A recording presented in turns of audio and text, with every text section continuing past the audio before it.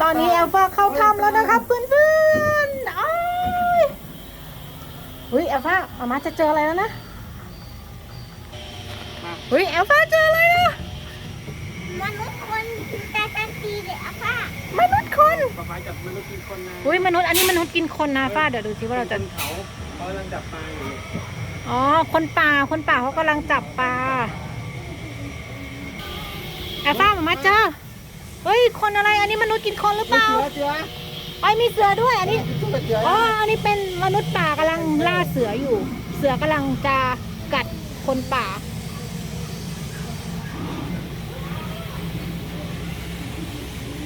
แอลฟ้าเคยได้อย่างนี้ครั้งแรกใช่ไหมครับป๋อ อุ้ยเสียงอะไรเฮ้ยเดี๋ยวก็เสียงอะไรอ่ะ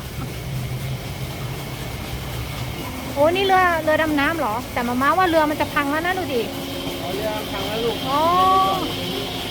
เป็นเรือที่จะจมน้ำแล้วเนี่ยดูสิ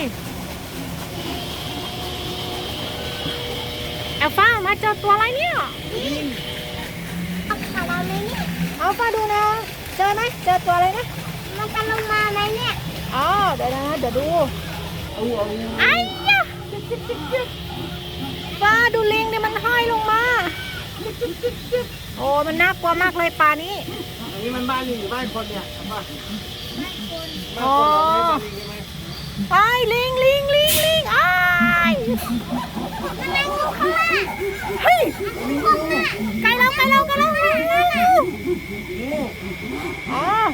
นั่งอยู่ อ๋ออ๋อ นั่งอยู่ตรงนั้น โอเค จริงนะน้องๆงูจริงไง นี่งูจริงๆเหรอฟ้าอ้ายงูจริงๆด้วย ก้มมีก้มเนี่ยก้มนะอ๋อนี่แคมปิ้ง คุกกี้อย่างเงี้ย อ๋อ เต็นท์ อันนั้นเต็มอันนี้บ้าน นี่บ้านคนจำแนนมาไว้ค้าง ช้างมันน้อย แล้วก็จำด้วยจำหัก โอ้มีช้างแม่มดด้วยอ้ายเรือเราเอียงเรือจะล้มไหมเนี่ย จับปลา ไอ้เอฟไปเรือเอียงอ๋อเรือเอียงปลาระวังหน้าโอ้โหทุกคนเราผจญภัยในป่าซาฟารี ฟาริโก้ทางนี้ แล้วป้าช้างมันร้องอะเมื่อกี้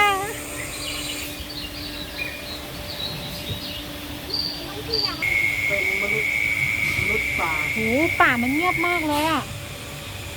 เสียงอะไร แอฟฟ้าว่าเราจะเจออะไรอีกนะ อาม่า เฮ้ยไม่ใช่มากมนุษย์ป่า อาม่า เขาบอกข้างหน้า ข้างหน้า อ๋อเดี๋ยวดูนะ หัดรักข้างล่างไม่ใช่เป็นดูไอ้ฟ้าจำหัก โอเคไหนดูซิข้างหน้าเราจะเจออะไร ตัวนั้น แอฟฟ้าใช่แมงมุมไหมเนี่ยอุ้ยอันนี้ใช่แมงมุมไหมเนี่ยตัวเนี้ย ไม่ใช่นี่เป็นโล่ อ๋อไม่ใช่โอ้โห เป็นโล่ของชาวป่า นี่แหละฟ้าชาวป่าเขากวักมือเรียกด้วยตรงนั้นน่ะเห็นไหมบ๊ายบาย เป็ดด้วย มีเป็ด ไหน อันนั้นเป็ดแล้ว อ๋อ นั่นคืออะไร หมา เนี่ยคนป่าเนี่ยอุ้ยมีปลาด้วยนะมีปลาด้วยน้อง มีหมาด้วยเฮ้ย ๆ เขา โอ้ เขา โอ้นี่เขาเผาหมูอ่ะหมูหันน่ะโอ้ยเผากำลังไฟร้อนๆเลยดูสิฟ้า อันไหนปลา ปลาอยู่ข้างหลังเอาอุ้ยแต่คนนี้เขายกมือฟ้า โอ้ย เขายกมีดด้วยอ่ะโอ้ยอมแล้วอย่าทำอะไรเลย ยกมือยอมแพ้เฮ้ยพัก ไอ้งู กลัว ไอ้ โอ้ยตัวจันเลยอ่ะแล้วก็ งูสั่น ตัวจันเลย โอ้โห ข้างล่างเป็นหมูป่า ไหนหนูไปเหรอไหนหนูกลัวเราไม่ต้องกลัวอ่ะป๊าป๊ากอดเดี๋ยวไม่ต้องกลัว โอ้ย อุ้ยนี่อ๋อหมูป่านี่มันอ้าวหมูป่าอ้าว ได้กับนักแคลโมโห โอ้ยมีแตงโมลูกใหญ่ด้วยอร่อยไหมบายบายอร่อยไหม โอ้ย เฮ้ยดูดิ เป็นเขาเลย อาฟ้ามีเสื้อคนตากอยู่ตรงนั้นเลยนะ มาแตงโมอยู่บนเขา ใช่ บนนอเลย น้อยๆตรงนั้น ดูนะตรงไหน เสือ โอ้ กินคนเปล่าป้า อุ้ยมีคนห้อยลงมาอ้ายอันเนี้ยเฮ้ยเมื่อกี้คนป่าตกลงมาเฮ้ยป้า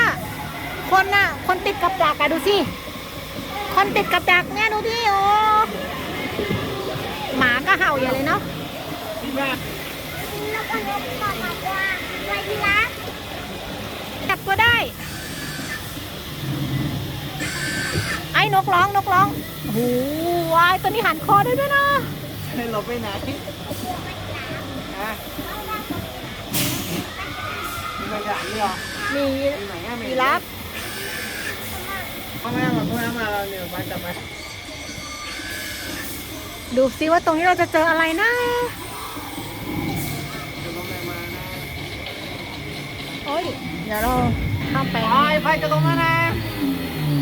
ว้ายอย่านะอ้าย อ้าวงานอะไรอ่ะป้างานช้างอ่ะเฮ้ยอันนี้คนนั่งขึ้นไปเนี่ย ตุ่ม คนเขา หน้าข้างหน้าข้างหน้า อ๋อโอเคไหนอะคิงคองอุ้ยได้ยินเสียงแล้ว ทองนะ อ๋อนี่ไงอะป้า บ๊ายบายคิงทอง บา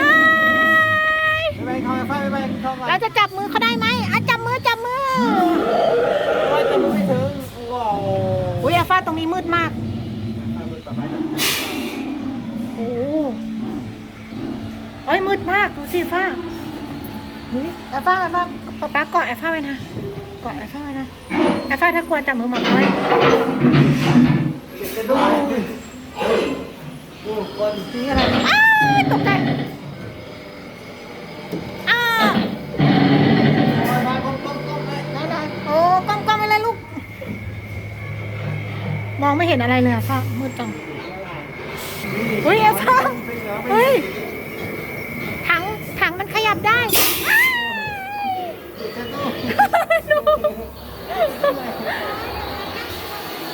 เอาไม่เป็นไรกอดไว้นี่โอ้ย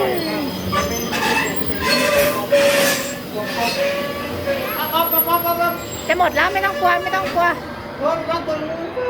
โอ้ยนี่ไงแมงมุมแอลฟ้านี่ไงแมงมุมเนี่ยอ้าวแมงมุมอ้าวแมงมุมตัวใหญ่นี่ไงแอลฟ้าแมงมุมตัวใหญ่ดูสิ ตัวแล้ว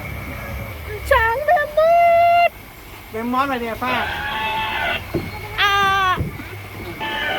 เป็นไงเป็นมอสดูที่ไข่กี่ฟอง นี่ไงเรามาเจอเต่าโอ้ฟ้าเต่าไข่มีไข่เพียบเลยอะดูสิ 1 2 3 4 5 6 7 8 9 10 11 12 โอ้มีไข่แตกแล้วนะไข่กำลังฟักออกมาเลยอะ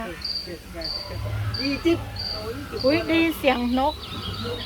เฮ้ยกับบ้านเจอคาปิบาร่าใช่ไหมโอ้คาปิใกล้เนี่ยคาปิเนี่ย แอลฟ้าได้ยินเสียงอะไรไหมลูก กับแก ได้ยินเสียงอะไรไหม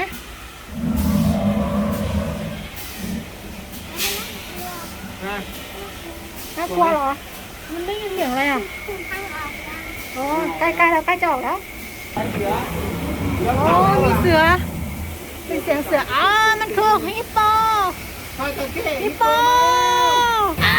จระเข้อ๋อมันคือเสียงจระเข้นี่เองโอ้อ่าจระเข้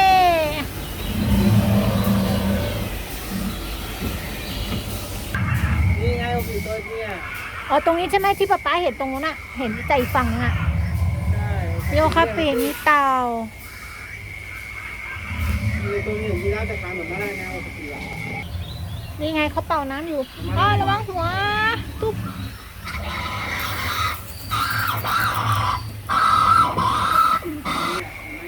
นี่จะหมดแล้ว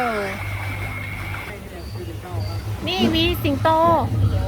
ไม่มีปลาฉลามเลยอ่ะกดไลค์กดแชร์ กดติดตาม กดติดตามช่องเราได้เลยนะคะลาตัวไปก่อน ขอตัวลาไปก่อน ลาตัวลาไปไหนมาดูมัน มีปลาอ้าวโอ้โหตกใจ ปลาฉลามมันจะตก โอ้ย ไป บ๊ายบายครับบ๊ายบายเกิดบ๊ายบาย วันนี้ขอตัวลาไปก่อนนะคะ บ๊ายบาย